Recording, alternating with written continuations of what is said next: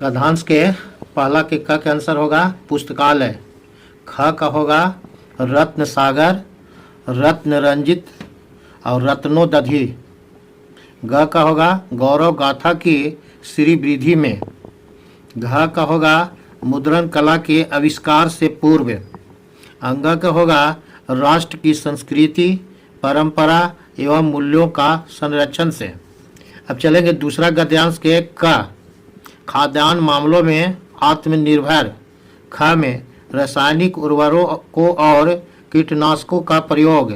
ग में गोबर और भूरों की राख। अंग में उर्वरा शक्ति बरकरार रहती है तथा गुणवत्ता वाली फसल होती है। अब चलेंगे चौथा नंबर में एप्लीकेशन है। तो एप्लीकेशन में आपको विद्यालय शुल्क माफ़ करने के संबंध में प्रधानाध्यापक के पास में एक आवेदन पत्र लिखना है, जिसमें हम लिखेंगे सेवा में श्रीमान प्रधानाध्यापक महोदय, उच्च विद्यालय मदनपुर महाशय, सविनय निवेदन है कि मैं आपके विद्यालय में कक्षा 9 वर्ग का एक गरीब छात्र हूँ।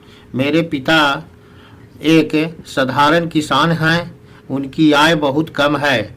अतः श्रीमान से अनुरोध है कि मेरी घर की परिस्थिति देखते हुए मेरी फीस माफ़ कर दें, तो मैं आपका सदा आभारी रहूँगा। आपका आज्ञाकारी छात्र मोहन, कक्षा 9 क्रमांक 10। अब क्वेश्चन है किताब का, जिसमें 5 प्रश्नों का उत्तर देना है। 10 क्वेश्चन दिया हुआ है, जिसमें 5 को छोड़ देना है और 5 को का आंसर देना है। पहला है 5 का पहला, अष्टावक्र कहाँ रहता था? तो अष्टावक्र अंधेरी बंद बुदार कोठलियों में रहता था। दूसरा, बुद्ध के समय नालंदा में क्या था? बुद्ध के समय नालंदा में के गांव में प्रवारकों का आम्र वन था। ग्राम की प्रकृति क्या है? ग्राम गीतों की प्रकृति ग्राम में गाए जाने वाली वैसी गीतों से है जो प्रतिदिन कर्म से जुड़ी हैं।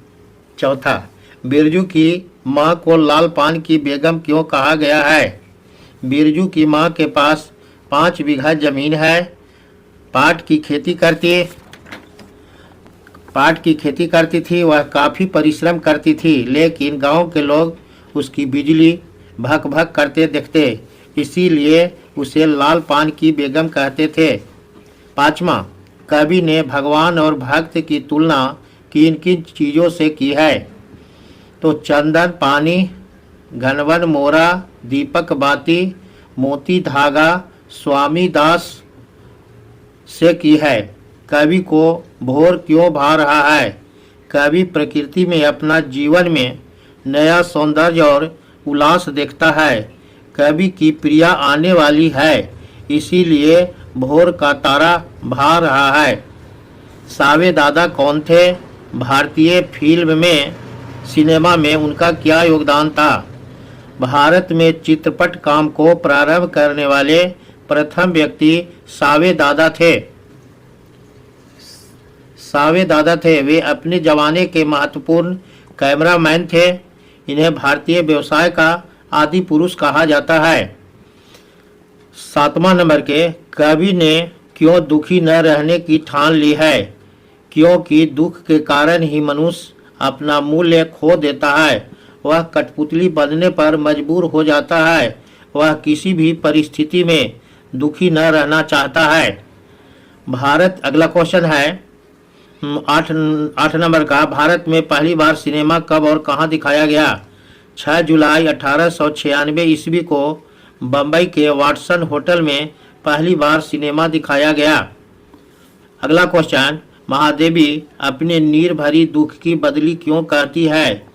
बदरी जल से भरी होती है, उसका जल सृष्टि के लिए होता है। अपना जल बरसाकर अपना समूचा अस्तित्व समाप्त कर देता है। उसी तरह करुणशील व्यक्ति भी संसार में करुणा का जल बरसाकर लेता है और अपने आंसुओं द्वारा संतृप्त हृदयों पर बरसता है। इसीलिए कवित्री ने ऐसा कहा है। और 6ठा क्वेश्चन है व्याख्या करने के लिए। व्याख्या में है कि 4 मन पाठ का पैसा क्या हुआ? धरती पर पांव ही नहीं पड़ते।